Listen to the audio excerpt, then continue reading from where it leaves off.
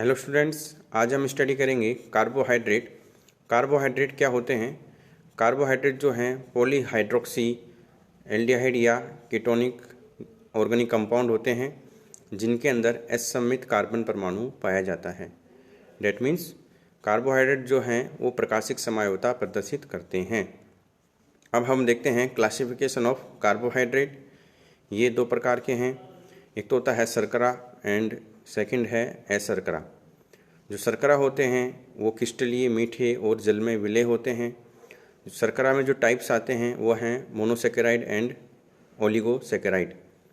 Monosaccharide का मतलब है जो एकलक इकाइयाँ जिनमें पाई जाती हैं।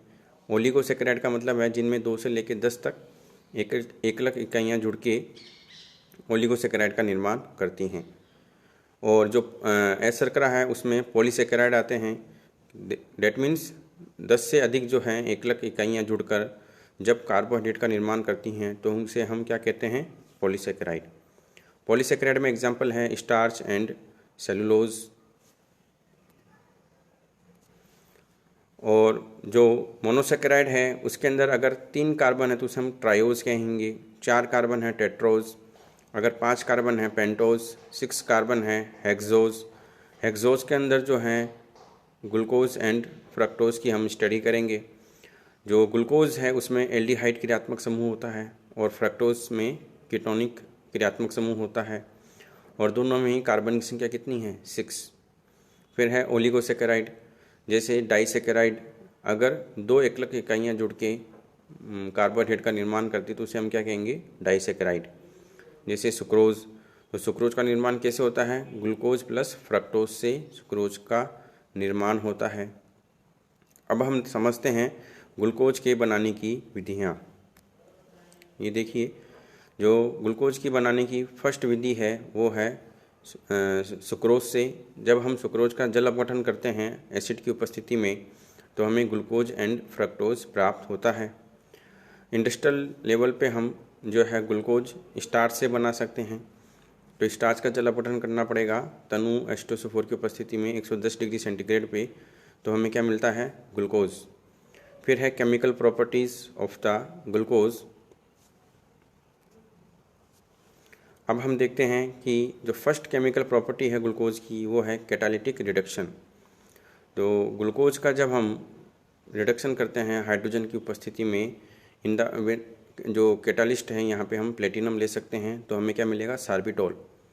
और जब हम इस सार्बिटोल की क्रिया रेड फॉस्फोरस एंड HI से कराएंगे तो यहाँ पर हमें क्या मिलता है? एल्केन। फिर है सेकंड रिएक्शन है एसिटिक एनहाइड्राइड के साथ। तो यहाँ पर आप देखेंगे कि एसिटिक एनहाइड्राइड के कितने अणु काम आ रहे हैं? 5। तो ग्लूकोज जब 5 एसिटिक एनहाइड्राइड के साथ क्रिया करता है तो हमें क्या मिलता है? पेंटा एसिटिल ग्लूकोज मिलता है। और इसके माध्यम से हम ग्लूकोज की जो खुली श्रृंखला संरचना है उसको हम समझ सकते हैं। फिर है कार्बोनिल समूह की उपस्थिति। तो ग्लूकोज में जो क्रियात्मक समूह होता है वो कौन सा होता है? एल्डिहाइड। और आप इस रिएक्शन के माध्यम से देख सकते हैं कि जब ग्लूकोज की क्रिया हाइड्रोजन साइनाइड HCN से करवाते हैं तो हमें साइनोहाइड्रिन प्राप्त होता है। और ये कार्बोनिल कार्बन पे हमें नाभिक स्नेही योगात्मक अभिक्रिया प्राप्त होती है। तो यहाँ पे आप देख रहे हैं कि जो HCN है इसमें ये तो H+ है और CN-। तो CN- क्या है यहाँ पे? न्यूक्लियोफाइल। ये अटैक करेगा कार्बोनिल कार्बन पे और ऑक्सीजन पे जो है H आके अटैक करता है। और अगर हम हाइड्रोक्सिल अमीन लेते हैं तो हमें क्या मिलता है? ऑक्जिम मिलता है। ठीक है, ये कुछ रिएक्शंस हैं ग्लूकोज की। आप यहाँ देखेंगे कि जब ये ग्लूकोज यहाँ पर है, जब इस ग्लूकोज की क्रिया HCN से कराते हैं तो हमने देखा साइनोहाइड्रिन मिलता है। और अगर इस ग्लूकोज की क्रिया हम हाइड्रोजन से करवाएंगे in the presence of catalyst platinum तो सार्बिटोल मिलता है। और जब इस सार्बिटोल का रिडक्शन हम करवाते हैं रेड फॉस्फोरस प्लस HI से तो हमें क्या मिलेगा? एल्केन। फिर हम जो है ग्लूकोज की क्रिया एसिटिक एनहाइड्राइड से कराएंगे। तो यहाँ पे आप देख रहे हैं यहाँ ग्लूकोज में कितने OH दिखाई दे रहे हैं? 5 OH दिखाई दे रहे हैं। तो यहाँ पे जो है कितने एसिटिक एनहाइड्राइड आके जुड़ गए 5, तो हमें उत्पाद मिलता है पेंटा एसिटिल ग्लूकोज। जब हम ग्लूकोज की क्रिया ब्रोमीन वाटर से कराते हैं तो हमें क्या मिलता है ग्लूकोनिक एसिड। डेट मीन्स यहाँ पे जो CHO ग्रुप है, यहाँ पे जो CHO ग्रुप है उसका ऑक्सीडेशन होकर क्या बन गया COOH। बाकी एल्कोहलिक ग्रुप क्या है सेम, तो हमें क्या मिला है ग्लूकोनिक एसिड। और जब ग्लूकोनिक एसिड की क्रिया HNO3 से करवाते हैं तो हमें क्या मिलता है साइक्रिक एसिड। तो लास्ट का CH2OH है वो भी क्या चीज़ किस में चेंज हो गया COOH के अंदर। अब आप यहाँ देखेंगे जब ग्लूकोज की क्रिया फेलिंग विलियन एवं टोलेन से करवाते हैं तो भी हमें ग्लूकोनिक एसिड मिलता है। डेट मीन्स जो CHO है उसका ऑक्सीडेशन होके COOH बन गया। और अगर फेलिंग विलियन है तो हमें कैसा अवक्षेप मिलेगा, लाल रंग का अवक्षेप मिलेगा कॉपर का। और अगर हमने टोलेन अभिक्रमक लिया है तो हमें यहाँ पे जो सिल्वर का रजत दर्पण प्राप्त होता है। अब है ग्लूकोज की फेनिल हाइड्रोजन के साथ क्रिया। जो ग्लूकोज है 3 फेनिल हाइड्रोजन के साथ क्रिया करता है। यहाँ आप देखेंगे फर्स्ट ये रहा, सेकेंड फेनिल हाइड्रोजन यहाँ है, थर्ड यहाँ पर है। तो ये दोनों तो रिएक्शन में ग्लूकोज के साथ क्रिया कर रहे हैं। लास्ट में जो यहाँ पे जो फेनिल हाइड्रोजन है उसमें क्या है अमोनिया बाहर हो रही है। ठीक है, यहाँ पे ये जो रिएक्शन है वो है नाभिक स्नेही योगात्मक अभिक्रिया। और फिर दूसरा यहाँ पे क्या है हाइड्रोजन शिफ्टिंग हो रही है। तो ये और जब उत्पाद के रूप में हमें यहाँ मिलता है ग्लूका ओसाजोन। और ग्लूका ओसाजोन के अंदर जो है हाइड्रोजन बंध के कारण से चक्रीय संरचना हमें प्राप्त होती है। तो ये फेनिल हाइड्रोजन के साथ क्रिया होगी। उसके बाद में आप देखेंगे ग्लूकोज की परायोडिक अम्ल के साथ क्रिया। तो ये ग्लूकोज का परायोडिक अम्ल के साथ क्रिया कराने पे हमें उत्पाद मिलता है फॉर्मिक एसिड और फॉर्मेल्डिहाइड।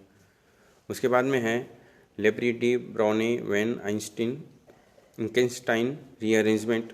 इसमें क्या है जब ग्लूकोज की क्रिया तनु NaOH के साथ करवाते हैं तो यहाँ पे जो है समावयवीकरण हमें प्राप्त होता है। और इसका ये समावयवता किस प्रकार प्रदर्शित होती है 1:2 इनोलाइजेशन के द्वारा हमें ये समावयवता मिलती है। और यहाँ पे जो है क्या क्या मिलेंगे इस समावयवता के कारण से D glucose, D mannose and D fructose आपको प्राप्त होंगे। आइए समझते हैं। ये देखिए जब हम NaOH के साथ करवाते हैं तो यहाँ पर 1:2 इनोलाइजेशन के द्वारा हमें डी ग्लूकोज से डी फ्रक्टोज मिल गया।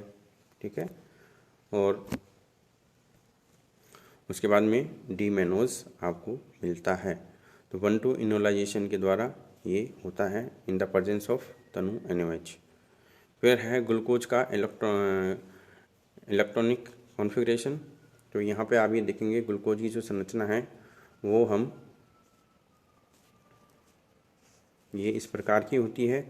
यहाँ पर ये 4 ग्लूकोज में कितने असम्मित कार्बन हैं 1, 2, 3 एंड 4।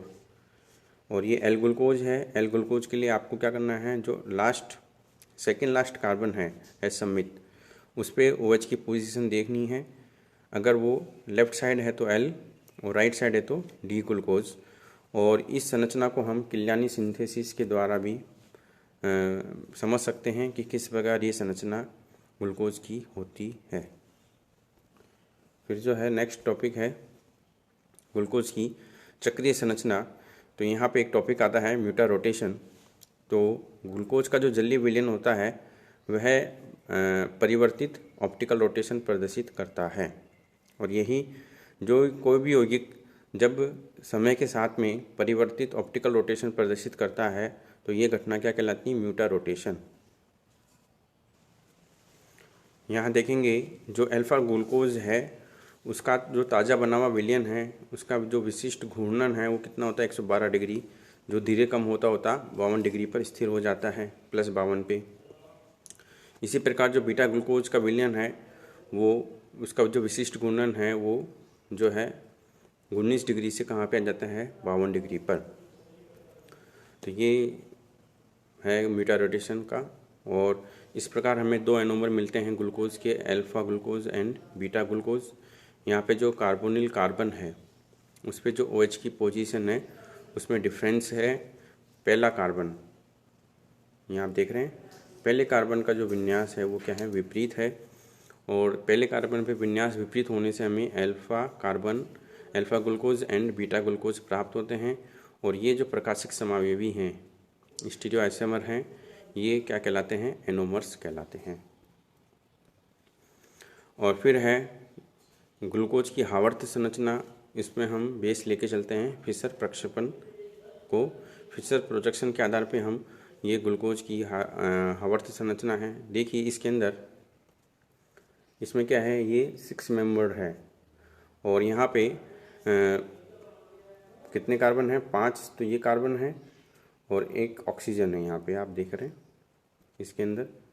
तो ये विषम चक्रीय यौगिक है और 6 मेंबर्ड विथ ऑक्सीजन परमाणु सहित जो वलय होती है उसे हम पाइरेन कहते हैं। तो ये ग्लूकोपाइरेनोज संरचना है